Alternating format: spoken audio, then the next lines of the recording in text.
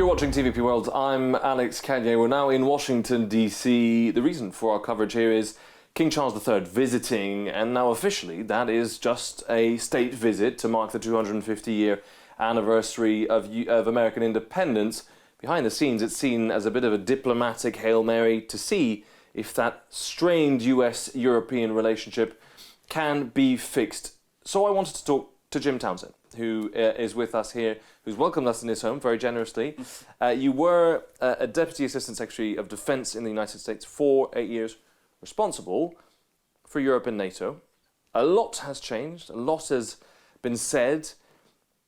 This Hail Mary, as we're seeing it from King Charles, who's kind of being sent here to try and fix the fallout from Hormuz, does the transatlantic relationship need to be fixed, number one, and can it be? Well, I mean, it's great questions, and I have to say that question comes up every year for the past 25 or 30 years. What is the special relationship? Is it there? Are we having problems?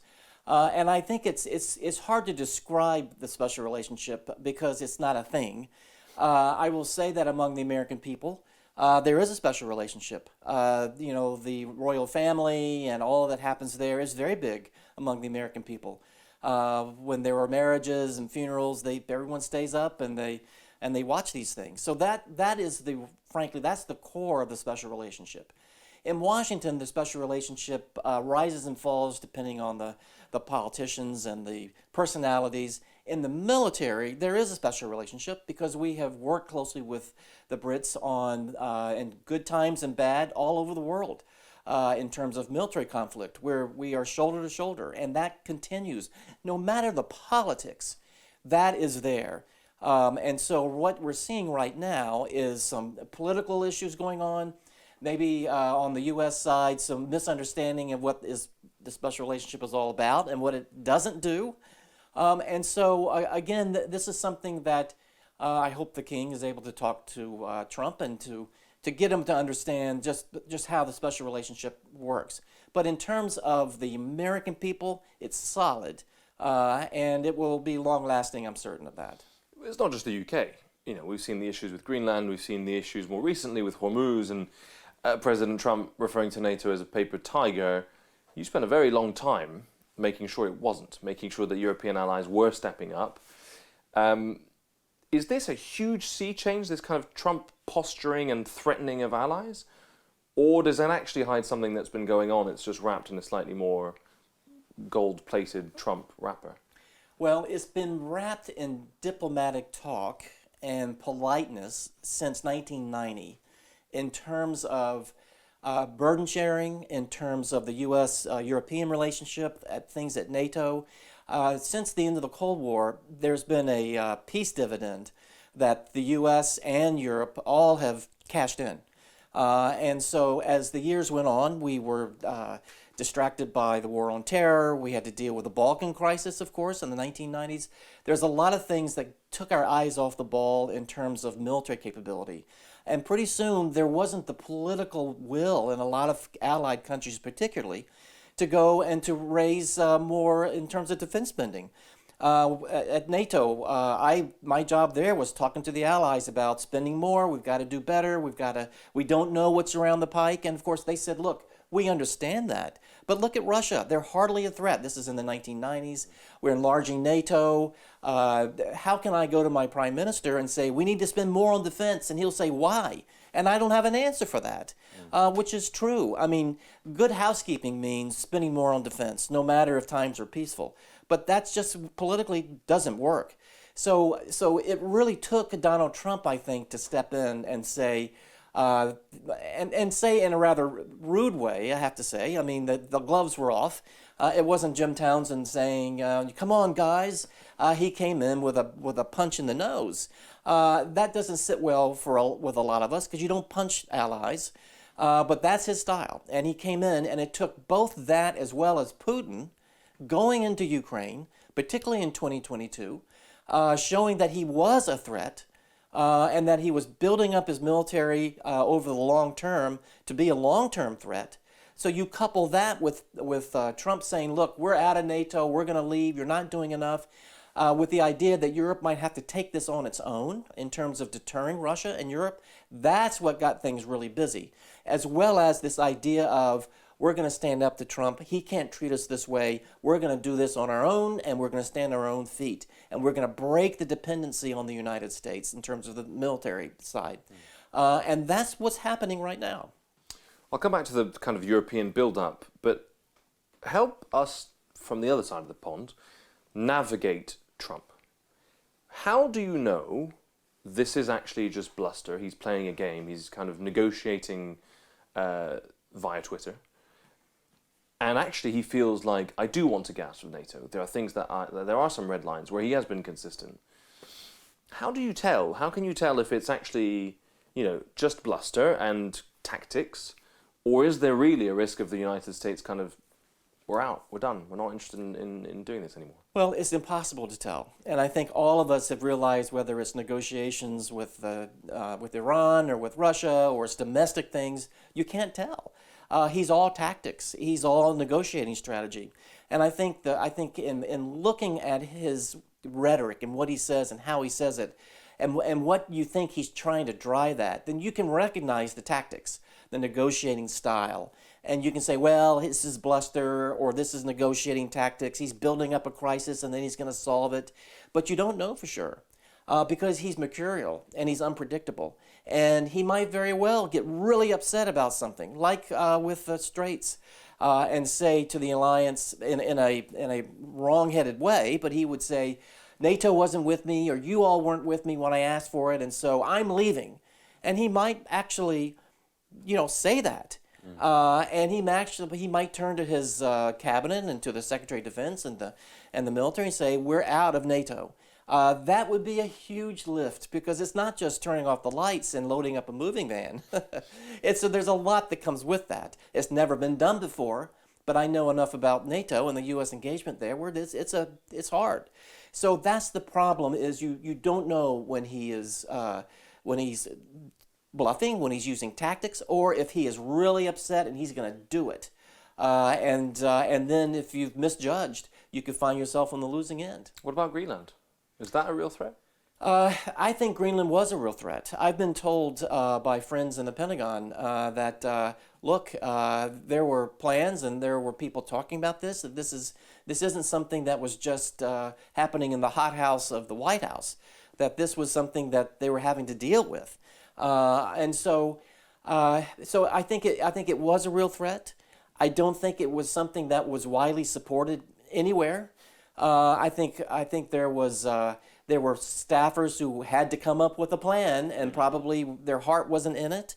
And maybe there was even talking to the Danes behind the scenes, going, stay cool, let us handle this. I'm hoping that was the case. So yes, that was a real thing, and I think Mark Rutte, the NATO Secretary General, knew how to handle this in terms of assuring the president that, look, NATO's got this. We're going to have an Arctic strategy. We're going to be exercising in the Arctic. The U.S. is going to be part of this. Denmark and the Greenland Home Rule are with us on this, and was able to kind of cool things down a bit. But that doesn't mean it's gone away. And that doesn't mean that something might trigger him. And that's what I think we worry about most of all, is what might trigger him to make a decision, to set in motion something that at the end of the day you don't want to have done. I wonder how that feels on a personal note for you. You worked with Denmark, you worked with Greenland specifically. Right, absolutely. They were never going to say no if the US wanted to work with them to bolster defenses on Greenland. The Danes have been the most transatlantic pro-American ally probably anywhere in Europe. Perhaps some other countries would debate that. You work with them. How do you then see the treatment of the Greenlanders and of the Danes from your president?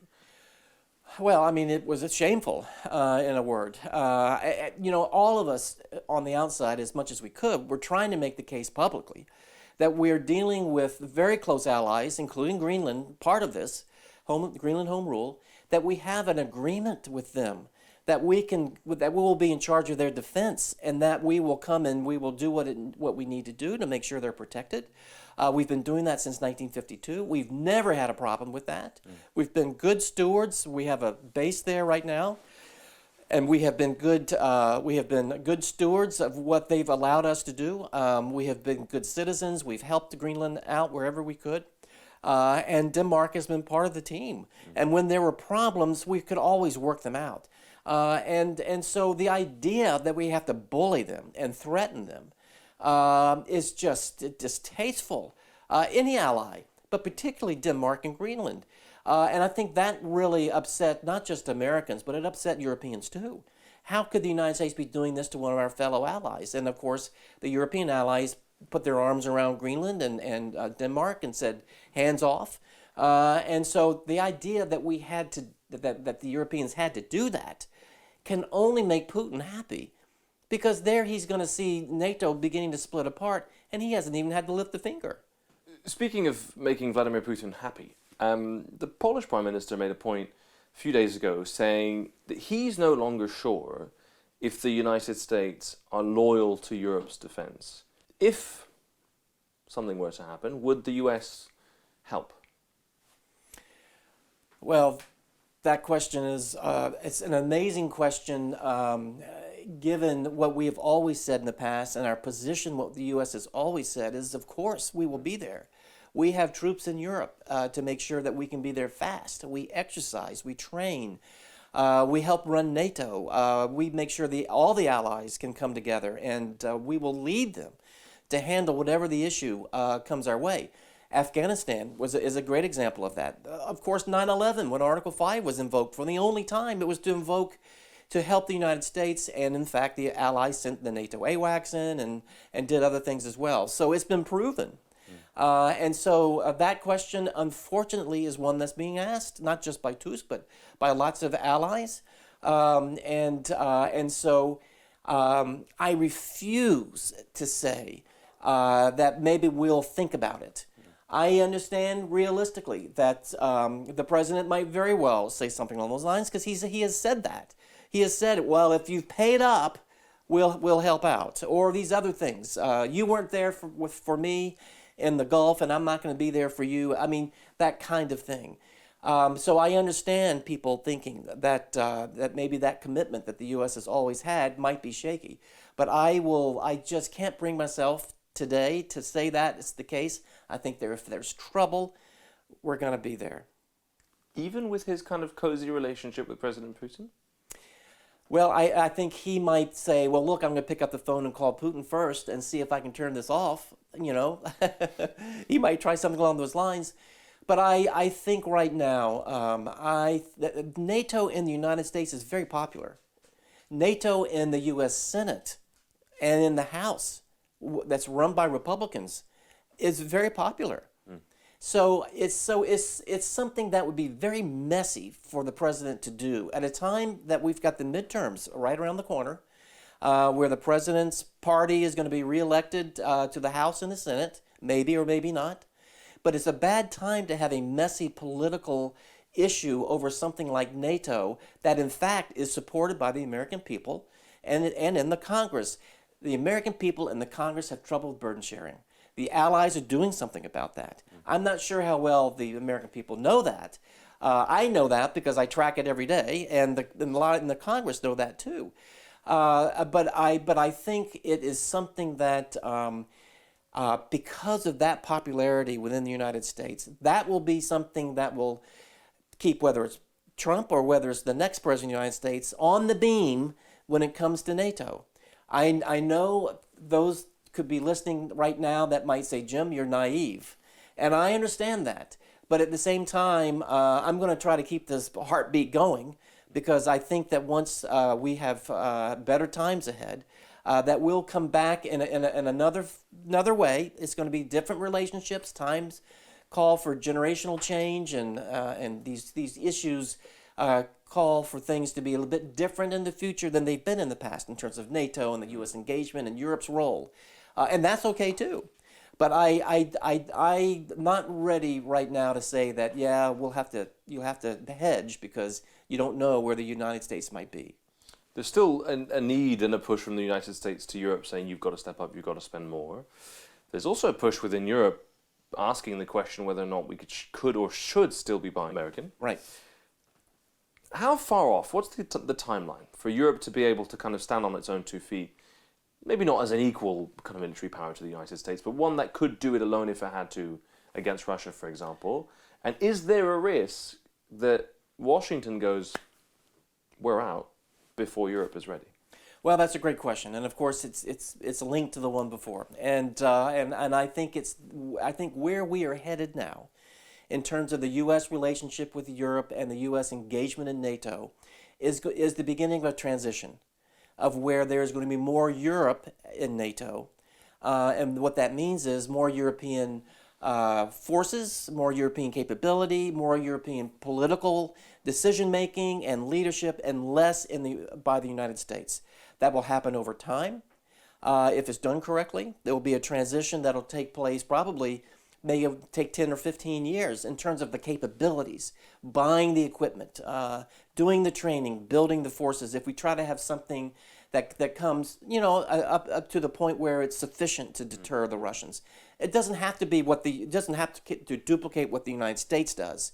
This is not the U.S. way of war. This is the European way of war. And it doesn't have to be a carbon copy. And it's already underway. NATO is already beginning to adapt itself to have more Europeans in decision-making roles. The U.S. is, I think, over the next number of months, is probably going to withdraw some forces from Europe.